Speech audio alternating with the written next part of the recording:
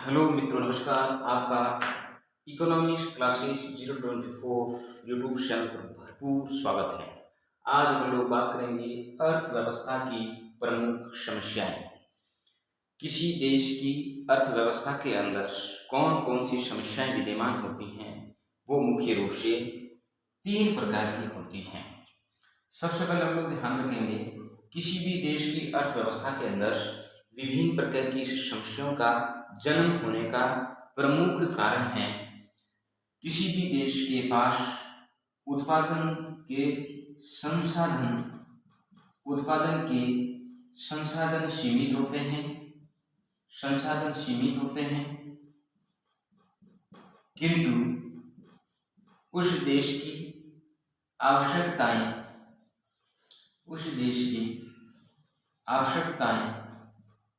अधिक होती हैं। इस कारण इन विभिन्न आर्थिक समस्याओं का अर्थव्यवस्था के अंदर सामना करना होता है। मुख्य रूप से अर्थव्यवस्था की समस्याएं हैं तीन। क्या उत्पादन करें? पहली समस्याएं हैं, क्या उत्पादन करें?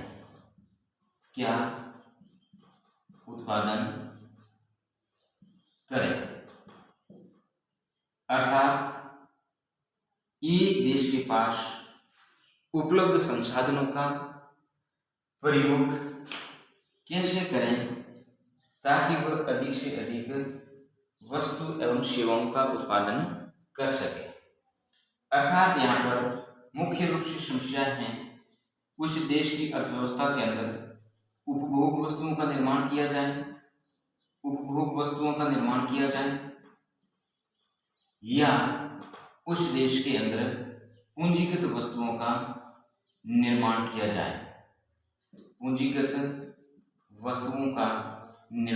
जाए।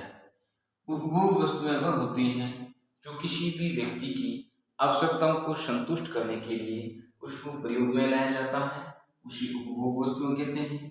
पूंजीगत वस्तुएं वह वस्तुएं होती हैं जो किसी अन्य वस्तुओं के निर्माण में सहायक के रूप में प्रयोग में लाया जाता है। अर्थात अधिक से अधिक विकास के लिए जो महत्वपूर्ण वस्तुएं हैं उसमें से पूंजीगत वस्तुएं हैं। मुख्य रूप से पूंजीगत वस्तुएं हैं, उदाहरण के रूप पर रेल पटरी, बांध, नहरें,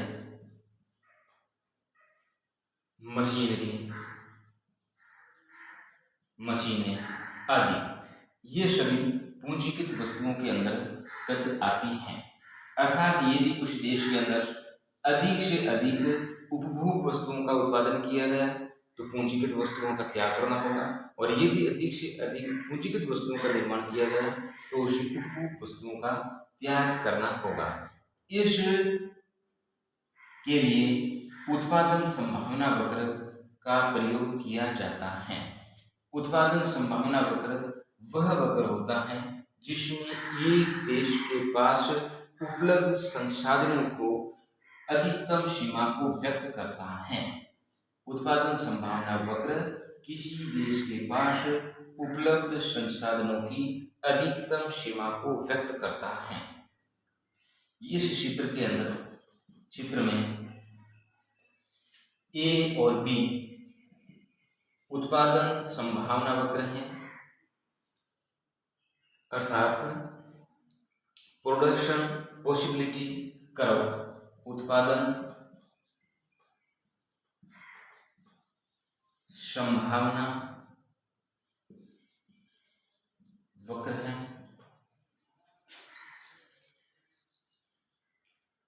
OY अक्ष पर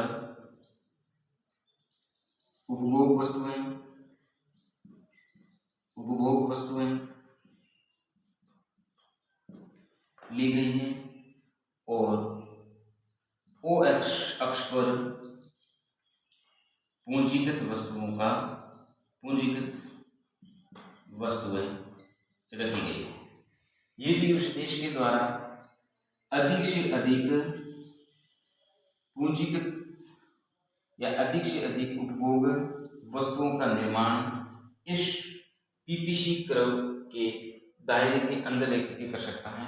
यदि किसी देश के द्वारा ओ एन तक यदि उपभोग वस्तुओं का निर्माण करते हैं तो उस देश के पास पूंजीगत वस्तुओं का निर्माण शून्य होगा, और यदि उस देश के द्वारा सभी के सभी संसाधन पूंजीगत वस्तुओं का निर्माण ओ बी पर खर्च कर दिया है तो उसका उपभोग वस्तुओं का उत्पादन शून्य होगा। पीपीसी कर्व के विभिन्न किसी भी बिंदु पर वह वस्तु एवं सेवाओं का निर्माण कर सकता है। यदि उस देश के द्वारा आर बिंदु पर उत्पादन करने पर ओ एन वन उपभोग वस्तुओं का निर्माण होगा और ओ बी वन पूंजीगत वस्तुओं का निर्माण होगा। यदि उस देश के द्वारा क्यू बिंदु पर उत्पादन करना चाहा तो उसके पास प्राप्त संसाधनों का एक कुशल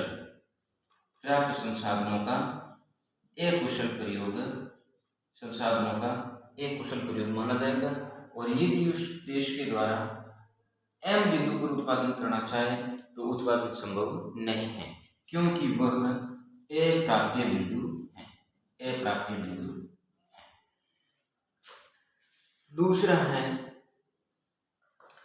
और यदि उस देश के द्वारा आर से एल बिंदु पर उत्पादन करना चाहे तो उसे उपभोग वस्तु एन से N2 तक त्यागना होगा और बी से B2 तक पूंजीगत वस्तुओं का निर्माण हो जाएगा।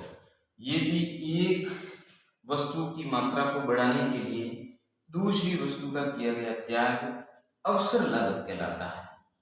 आपसे पूछा जाए कि अवसर लागत किसे कहते हैं, तो यदि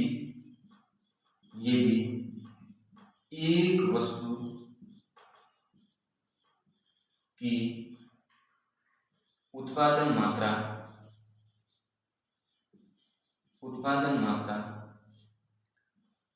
बढ़ाने के लिए दूसरी वस्तु का किया जाने वाला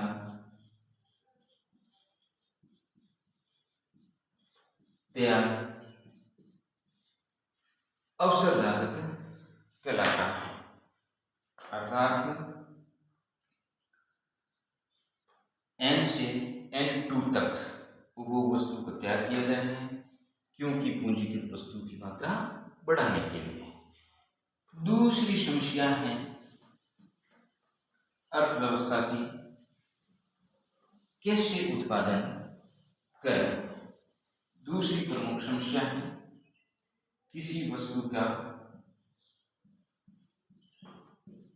कैसे उत्पादन करें। अर्थात किसी भी देश के पास या वह देश पूंजीपति होगा या पूंजी प्रदान होगा, या वह देश श्रम प्रदान होगा। कोई भी देश न्यूनतम लागत से अधिकतम उत्पादन करना चाहेगा, अधिकतम उत्पादन करना चाहता है, जिससे उस देश को या उस देश की अर्थव्यवस्था को अधिक से अधिक लाभ प्राप्त हो सके। इसलिए यदि वह देश श्रम प्रधान है तो अधिक से अधिक श्रमिकों का उपयोग करेगा, और यदि वह देश पूंजी प्रधान है तो वह अधिक से अधिक पूंजी का प्रयोग करेगा। इस समस्या के लिए भी उस देश के द्वारा पीपीसी कर्व का प्रयोग करके किया जाता है। वो वाई अक्ष पर श्रम साधन को रखा गया है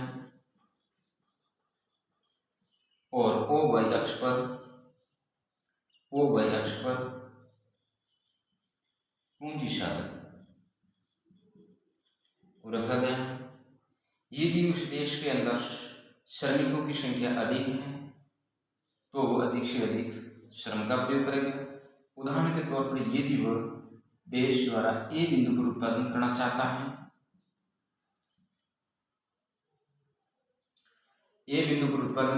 है, तो वह श्रमिकों का ON1 या O1 तक श्रम का प्रयोग करेगा और OB तक वह पूंजीगत साधनों का प्रयोग करेगा। ये वह देश हैं जो श्रम प्रधान राष्ट्र होते हैं। यदि किसी देश द्वारा ए देश पर उत्पादन करना चाहता है तो वह